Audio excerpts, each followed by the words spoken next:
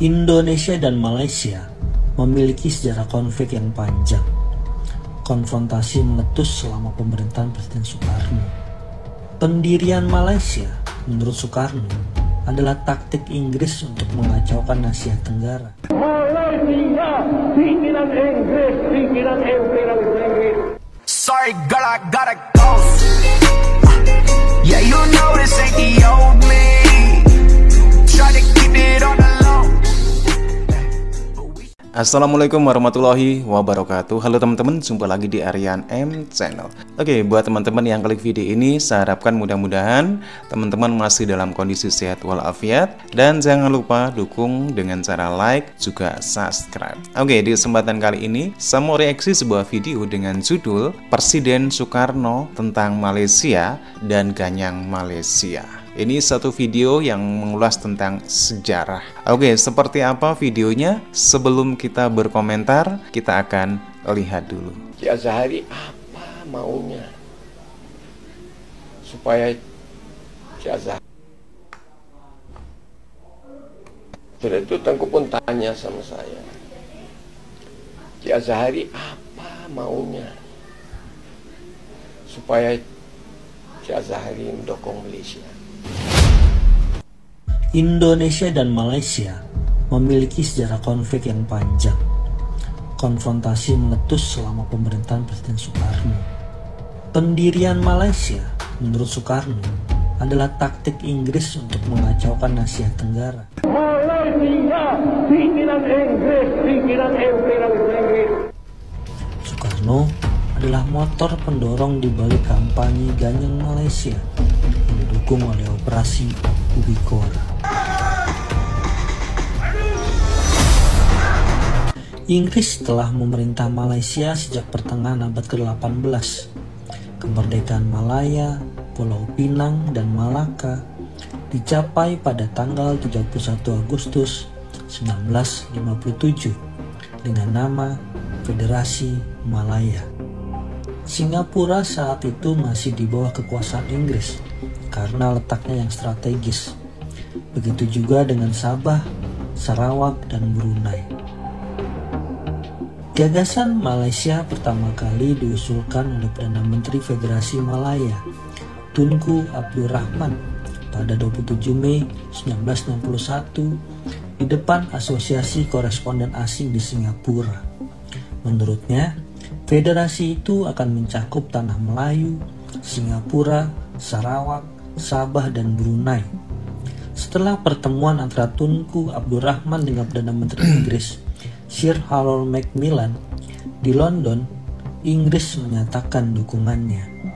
Kemudian, Komisi Pencari Fakta dibentuk, dituai oleh Lord Cobalt, untuk melakukan jejak pendapat publik tentang gagasan tersebut. Gagasan ini tidak berjalan mulus, terutama di Brunei. Salah satu yang paling menentang adalah Partai Rakyat Brunei. Brunei menentang partai ya. besar di Brunei yang dipimpin oleh Azhari. Selain Soekarno. Ia mengajukan 17 permintaan sebagai tanggapan atas usulan Tunku Abdul Rahman. Salah satunya adalah pembentukan Negara Kesatuan Kalimantan Utara yang akan terdiri dari Sarawak, Sabah, dan Brunei. Karena berdasarkan sejarah, Sarawak dan Sabah adalah bagian dari Kerajaan Brunei. Sultan Omar Ali Saifuddin III akan menjadi Kepala Negara Kesatuan Kalimantan Utara. Kedepannya, setelah pemilu yang adil dan demokratis diselenggarakan, Negara Kesatuan Kalimantan Utara dan Federasi Malaya sebagai dua negara yang setara akan merundingkan pembentukan Malaysia. Langsung Baginda pun angkat badan begini, beta restui perjuangan sahabat beta. Secara spontan Baginda. Dari Brunei ya. Sebab begini, beta tahu cita-cita sahabat beta.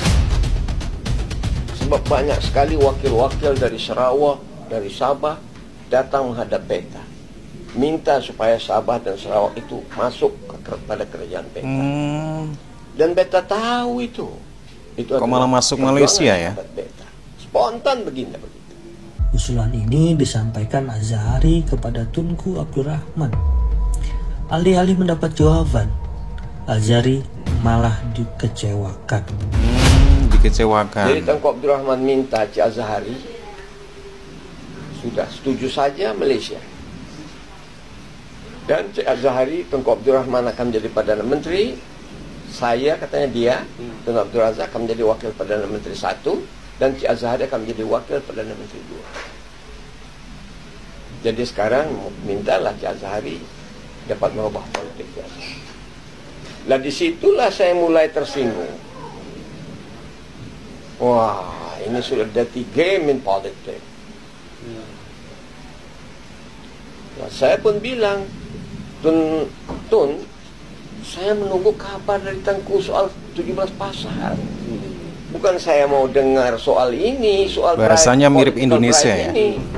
Tawaran posisi Wakil Perdana Menteri 2 jika mau mendukung Malaysia membuat Azhari menilai Tunku Abdul Rahman tidak memiliki itikat baik dalam upaya memperjuangkan negara kesatuan Kalimantan Utara. Azhari Abdul Rahman ini ya yang nggak punya etikat baik. Diplomasi internasional di PBB. Namun tanpa sepengetahuan Azhari, telah terjadi konsolidasi para pejuang yang mendukung negara kesatuan Kalimantan Utara dari Brunei, Sarawak, dan Sabah diam-diam untuk melancarkan pemberontakan bersenjata melawan koloni Inggris.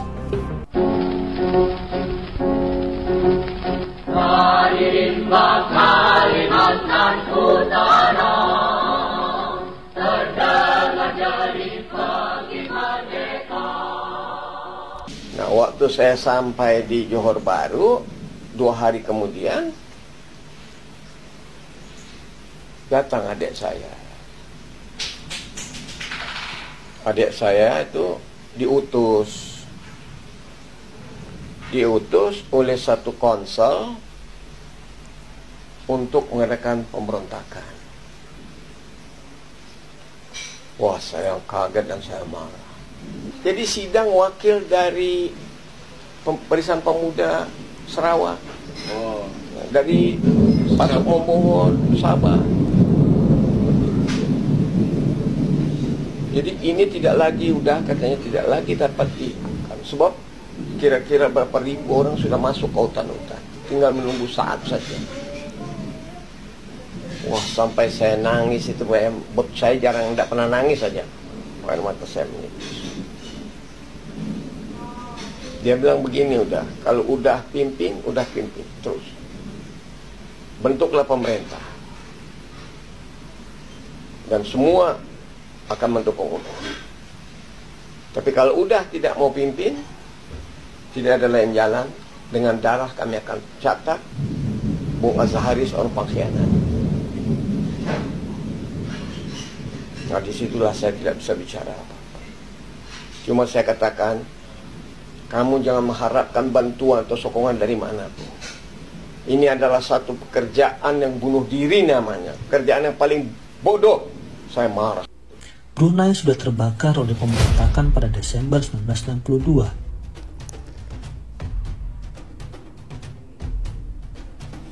Pasukan Inggris dikirim dari Singapura ke Brunei.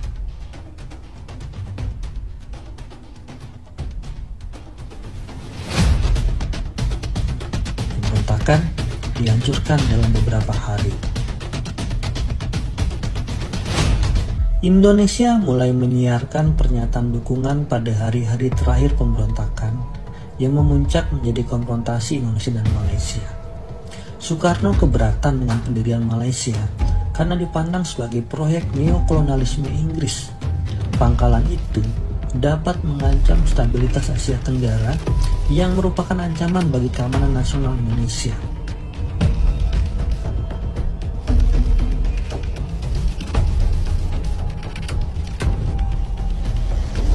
Namun percelayan menyebut bahwa pemikiran Soekarno hanya omong kosong.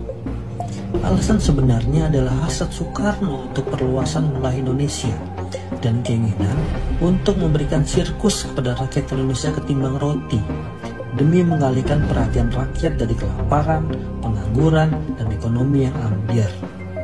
Tuduhan ini keliru.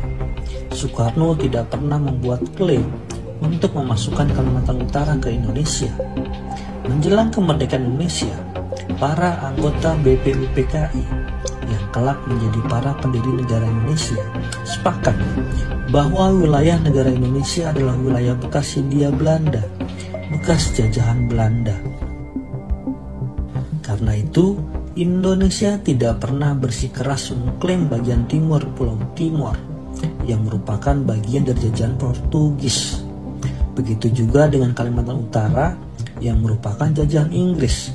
Padahal, kedua daerah tersebut memiliki kedekatan budaya dengan Indonesia. Di sisi lain, Indonesia disibukkan dengan klaim atas Irian Barat karena wilayah itu adalah bagian dari koloni Belanda di Nusantara. Pemahaman Indonesia ini berbeda dengan Filipina. Filipina mengklaim Kalimantan Utara bagian timur memiliki hubungan historis dengan Filipina melalui Kesultanan Sulu.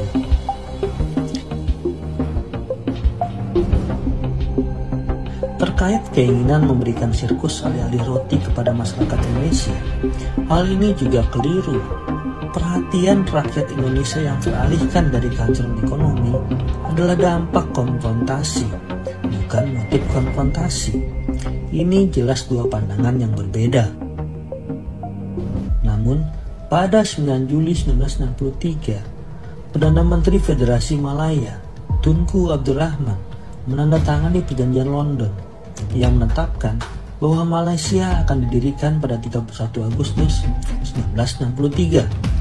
Ketegangan mereda setelah pembicaraan di Manila mulai 30 Juli hingga 5 Agustus. Pada KTT Manila, Soekarno dan Presiden Filipina Diosdado Macapagal mengakui pembentukan Malaysia jika mayoritas orang di Kalimantan Utara dan Sarawak memberikan suara mendukung dalam referendum yang disponsori PBB. Ironisnya, sebelum referendum itu diadakan, Tunku Abdul Rahman malah mengumumkan bahwa Malaysia akan dibentuk pada 16 September 1963. Bagi Soekarno, pengumuman ini adalah sebentuk pengkhianatan. Soekarno tidak mendurhakai Manila Agreement. Macapagal tidak mendurhakai Manila Agreement. Yang mendurhakai Manila Agreement ialah Tunku Abdul Rahman Putra, antek daripada imperialis. Malaysia berdiri pada 16 September 1963, tetapi Brunei menolak untuk bergabung, disusul dengan keluarnya Singapura dari Malaysia pada 1965. Soekarno menanggapi dengan melantangkan kampanye Ganyang Malaysia pada 25 September 1963. Pada rakyat Kalimantan Utara, terketuk pintu hati dunia. Maka terjadilah konfrontasi Indonesia-Malaysia. Pasti menyebut politik konfrontatif di setiap pidatonya untuk menjaga moral publik, serta meminta dukungan rakyat Indonesia. Ini dadaku, mana dadamu? Adalah slogan populer yang diusung oleh Soekarno saat itu. Soekarno tidak pernah membenci Malaysia.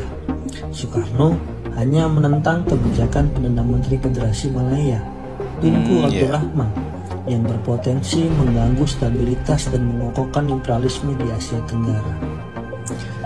Oke teman-teman, ya demikian satu buah video yang mengulas tentang sejarah Indonesia dan Malaysia, di mana pernah terjadi konfrontasi antara Indonesia dan Malaysia dan pernah ada slogan Ganyang Malaysia. Pada prinsipnya Soekarno tidak suka dengan pembentukan negara Malaysia oleh British karena ini menurut Presiden Soekarno bisa mengganggu kestabilan politik di Asia Tenggara khususnya, dan menurut Soekarno juga pembentukan dari Federasi Malaysia ini merupakan satu boneka Inggris. Jadi Soekarno sangat menentang. Soekarno mengatakan bahwasanya dia tidak membenci Malaysia, tapi yang dibenci adalah bagaimana rencana Inggris yang menggabungkan beberapa daerah seperti Sabah dan Sarawak untuk membentuk Federasi Malaysia yang dianggapnya sebagai negara boneka Inggris. Oke teman-teman ya, demikian satu buah video. Bagaimana nih menurut teman-teman? Silahkan teman-teman bisa berkomentar. Dan jangan lupa like, subscribe channel ini. Terima kasih, sampai jumpa lagi di video berikutnya. Wassalamualaikum warahmatullahi wabarakatuh.